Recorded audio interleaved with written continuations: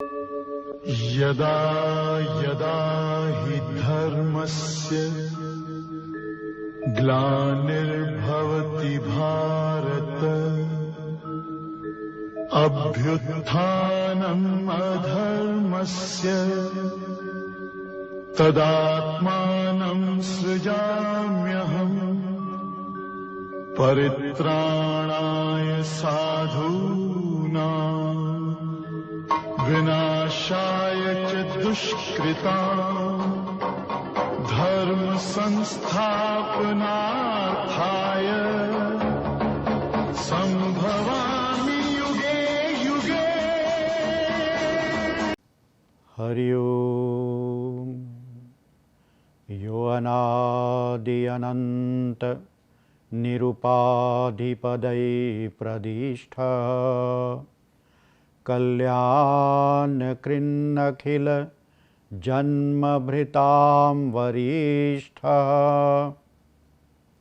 पापान्निवारयति पाति च सत्सखेव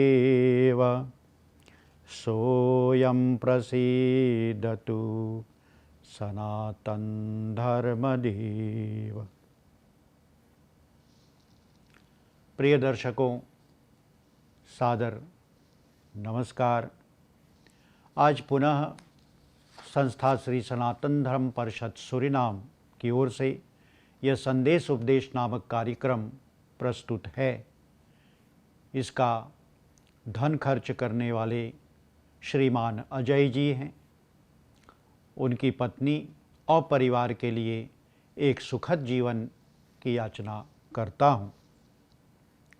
चलिए, पिछले समय हमारा आपका तारतम्य बंधा हुआ यहाँ तक आया था कि हम संस्कृति के विषय में चर्चा कर रहे थे और वहाँ पर इस स्थल पर हम आ गए थे कि संस्कृति ही अपनी पहचान है।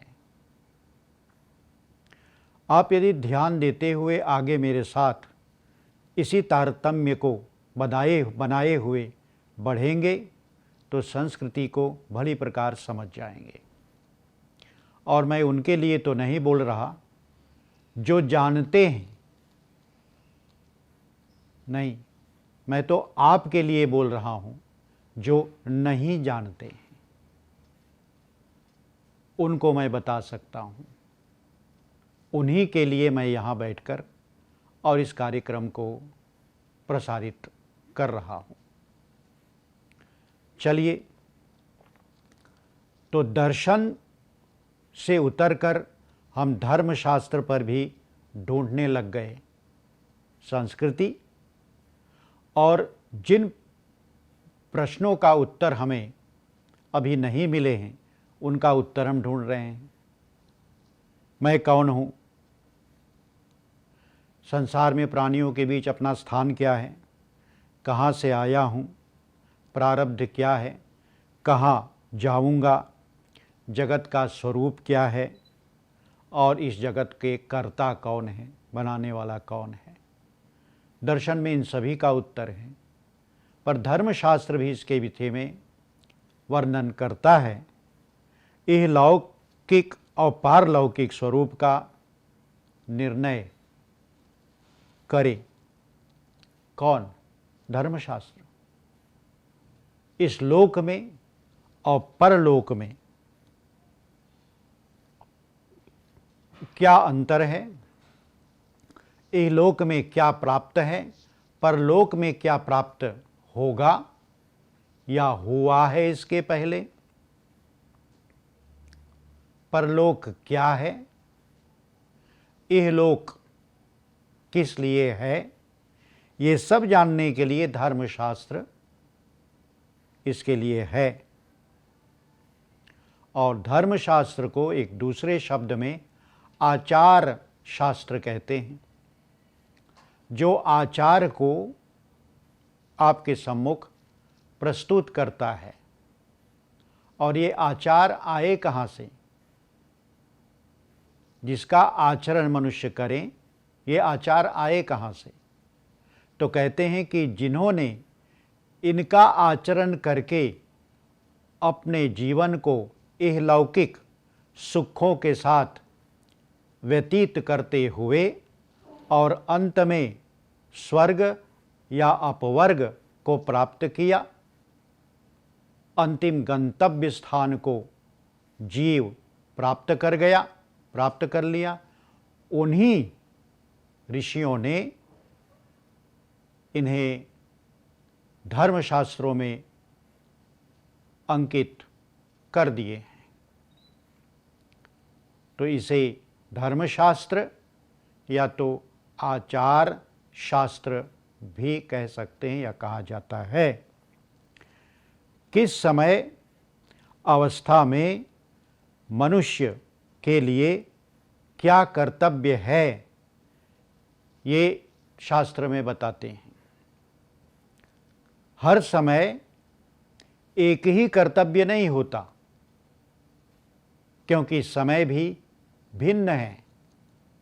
सामान्य समय है तो सामान्य धर्म है, असामान्य समय आ जाए तो धर्म भी असामान्य होगा। कहते हैं कि सामान्य रूप से सबको सत्य बर्ताव करने चाहिए, सत्य धर्म।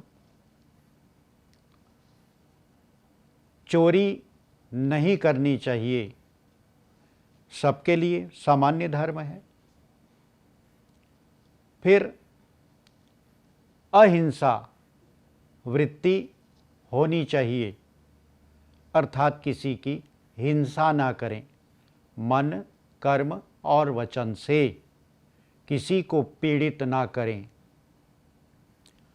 अपकार ना करें, उपकार करें। किसी की भलाई कर सकें तो करें, पर बुराई ना करें। तो ये सामान्य धर्म है। अब विषय बदलेगा, विषम धर्म होगा।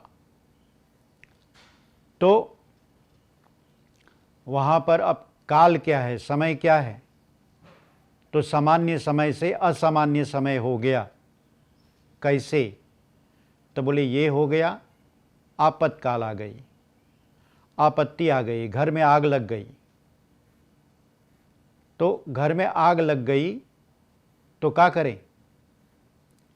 अपने घर को जलते हुए देखते हुए भी और पर उपकार दूसरों की भलाई में निकल पड़े कि मुझसे किसी की भला हो जाए,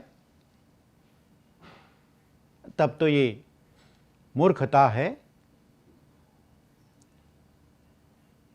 अपने घर को जलते हुए कैसे देख सकते हैं? तो वहाँ उस समय स्वार्थ नहीं होता, क्योंकि ये सामान्य काल नहीं, सामान्य विषय नहीं है, असामान्य विषय है। प्रतिदिन घर नहीं जलते, एक दिन घर में आग लगी है तो विशेष समय, विशेष परिस्थिति, विशेष काल, और उस समय आपका धर्म विशेष होगा। उस समय परोपकार का आप थोड़ी देर त्याग करेंगे, परोपकार की ओर आपका ध्यान भी नहीं जाएगा। उस समय स्वार्थ, अपने अर्थ के लिए, अपने उस घर को बचाने के लिए कहाँ तक बचा सकते हैं, वहाँ तक बचाने की कोशिश में आप लगेंगे तो आप स्वार्थ में हैं। जहाँ की कहा है कि स्वार्थ धर्म नहीं, परमार्थ धर्म है। स्वार्थ तो सभी करते हैं, स्वार्थ में सभी का मन लगता है, सभी की दिलचस्पी है, पर परमार्थ में हाँ, जहाँ पुण्य अर्जन हो सके, तो पुण्य अर्जन जहाँ हो उसे परमार्थ कहते हैं, और परमार्थ को परम धर्म कहा है।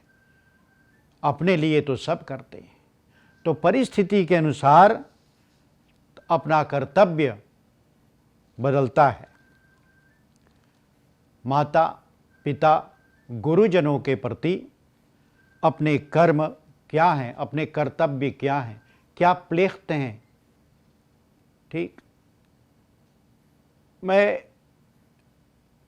इस फिसरत का नहीं हूँ कि आज के विषय को सामने रखूं, पर बलात् ऐसा करना पड़ता है क्योंकि मैं आपके लिए बोल रहा हूँ और आप सामान्य जन हैं, इसलिए आप इसे भली प्रकार कैसे समझ सकें, तो आपके बीच से उदाहरण यदि दें तो आप भली प्रकार समझेंगे।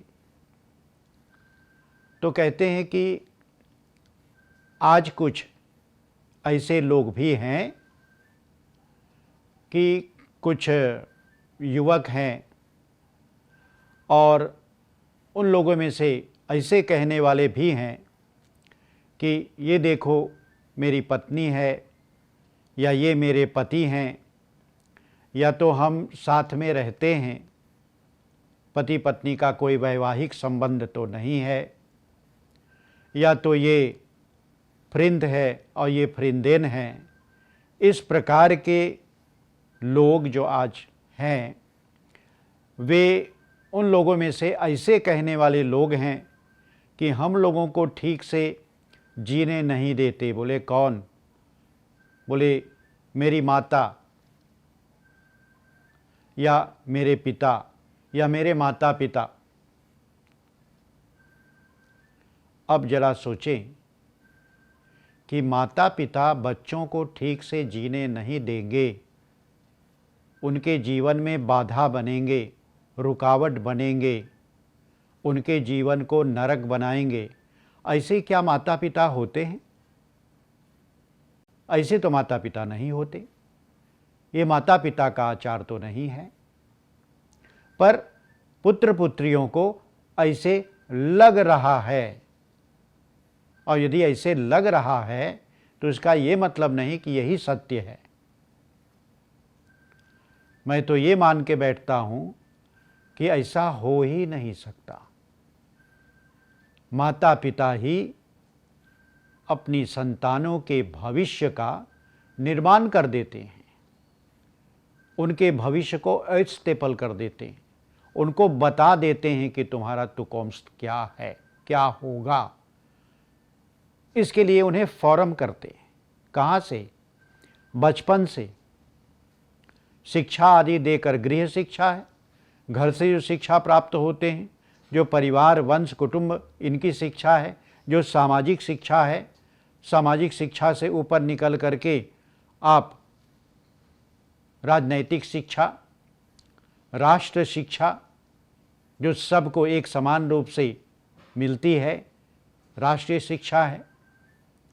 और फिर माता पिता उनको भली प्रकार पढ़ा लिखा करके, सुशिक्षित करके और समाज को दे देता है, या समाज में प्रस्तुत कर देता है और उसे कुछ न कुछ बना देता है कि वो अपने पाँव पे खड़ा हो सके और अपना जीवन यापन भली प्रकार से आगे कर सके। तो माता पिता तो यही करते हैं। मैं उन्हीं माता पिताओं को जानता हूँ जो इस प्रकार से अपनी संतानों के लिए तैयार रहते हैं। और संतान आज ये भी कहता है कि माता पिता रुकावट बन रहे हैं। तो माता पिता के प्रति जो रिस्पेक्ट है, जो आदर माता पिता के प्रति है, वो कहाँ गया? जो पुत्र पुत्रियों का धर्म है वो कहाँ गया? तो इतना कठिन है धर्म कि तुम्हें कुछ भी लगता हो, पर यदि धर्म तुम्हें ये बाधित कर रहा है या धर्म आज्ञा कर रहा है, धर्म का ये उपदेश है, आदेश भी है, आज्ञा भी है कि तुम्हें ऐसा करना चाहिए, तो पुत्र को या पुत्री को माता पिता के प्रति क्या धर्म है वो पुत्र और पुत्री जाने, और जान करके यदि उसी प्रकार वर्तते हैं। और गुरु के साथ क्या कर्तव्य है, हर पढ़ाने वाले, हर शिक्षक के प्रति शिष्य का, छात्र का, लेरलिंग का, स्टूडेंट का क्या कर्तव्य है, वो भी धर्मशास्त्र बताता है। और धर्मशास्त्र क्या, आप सामान्य रूप से भी जान सकते हैं कि टेकन ओवर एक शिक्षक शिष्य का कर्तव्य क्या है। तो हम तो उस ज़माने में ये जानते थे कि उनको आदर करना हमारा धर्म है, जिससे हम पढ़ रहे हैं, जिससे हमें शिक्षा मिल रही, जो मेरा मार्गदर्शक है उसका आदर करना। आज कुछ पता नहीं कहाँ की हवा है, पर हिंदू सभ्यता, हिंदू संस्कृति का देन ये तो नहीं है। हिंदू संस्कृति में, सनातन संस्कृति में ये बात कहीं पर कोई स्थान ही नहीं रखती। तो कहीं और से ये हवा आई जो आज सारे विश्व में धीरे धीरे व्याप रही है, फैल गई है ये हवा। और आज बहुत कम या तो नहीं भी, मैं भी शिक्षक हूँ, 2-4 मेरे भी छात्र हैं, और उन छात्रों में मेरा भी अनुभव यही है जो मैं आपको बताने जा रहा हूँ। क्या देखा जाता है कि उनको उस शिक्षक के प्रति या मेरे प्रति कोई रिस्पेक्ट नहीं है। जैसे वे अपने क्लास फेलो के साथ, अपने अन्य छात्र संगतियों के साथ बर्ताव रखता है, वही बर्ताव मेरे साथ भी रखता है। जहाँ कि हमारे यहाँ कहा कि गुरुओं की सेवा करना शिष्यों का कर्तव्य है। तो ये सेवा पता नहीं, ये तो गुली बन गई, सेवा गुली बन गई। गुली जानते हैं आप ना? गुली नहीं जानते हैं आप, बॉल तो जानते हैं, बॉल। ये आज सेवा बॉल बन गई। और बॉल बन गई तो क्या, तो उसे किसी से बैट से या किसी चीज़ से मारो, उछाल दो। ऐसे गोली है, तो एक ऐसी लकड़ी होती है, उसे आपके यहाँ सुरना में गुल्ली कहते हैं। अब एक डंडा है, तो गुल्ली को उछाल करके डंडे से मार दो। तो ये गुल्ली डंडा का खेल है। तो इस प्रकार शिक्षकों के प्रति छात्र का बर्ताव है।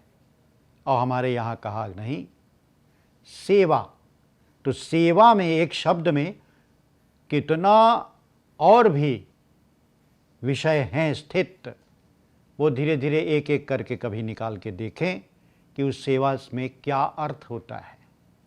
तो इसी प्रकार धर्मशास्त्र, जिसे आचार शास्त्र कहते हैं, उसमें कर्म उन्नति का मार्ग बताया है कि कर्म करते हुए अपने को समुन्नत करे, अभ्युदय करे, अपने को उठाएं, अर्थात अपने को इस लौकिक जीवन के साथ साथ परलोक के लिए भी तैयारी करें। तो उस समय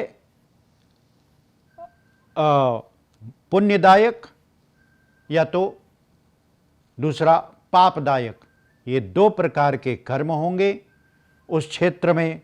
और कर्म का उस मार्ग से ही आपको मोक्ष लाभ करना है। तो एक रास्ते पे चलते रहो, कर्म का मार्ग है वो।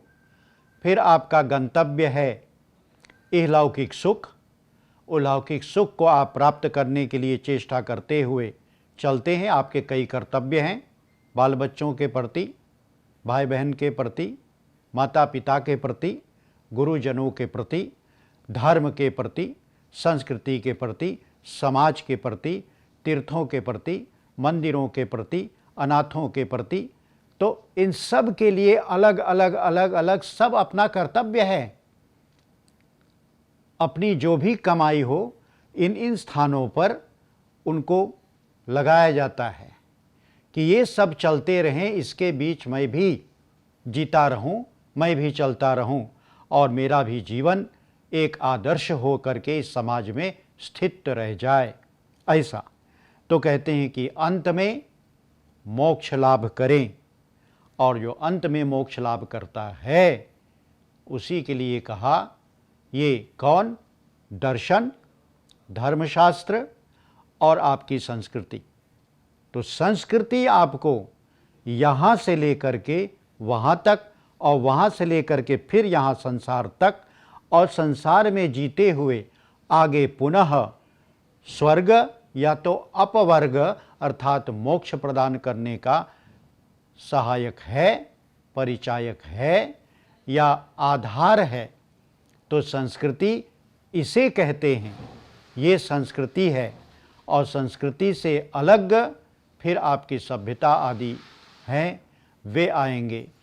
तो इस प्रकार से आपका आज का भी समय पूरा होता है और अगले दिनों में एक दिन इसकी पुनरावृत्ति आपको फिर दिखाई सुनाई जाएगी और प्रति सप्ताह में 2 बार यह कार्यक्रम प्रस्तुत होगा आपके इसी स्टेशन के द्वारा। और अंत में प्रति सप्ताह एक नए विषय को लेकर के आपके सम्मुख में उपस्थित रहूँगा। संस्था श्री सनातन धर्म परिषद सूरीनाम की ओर से ये संदेश उपदेश नामक कार्यक्रम जो प्रस्तुत हुआ, यहीं पर विराम देता हूँ और फिर अगली बार यहीं से इस विषय को आगे बढ़ाने की मैं कोशिश करूँगा। हरि ओम। शांति शांति शांति। यदा यदा हि धर्मस्य ग्लानिर्भवति भारत अभ्युत्थानम् अधर्मस्य तदात्मानं सृजाम्यहम् परित्राणाय साधूनां विनाशाय च दुष्कृतां धर्म संस्थापनार्थाय संभवामि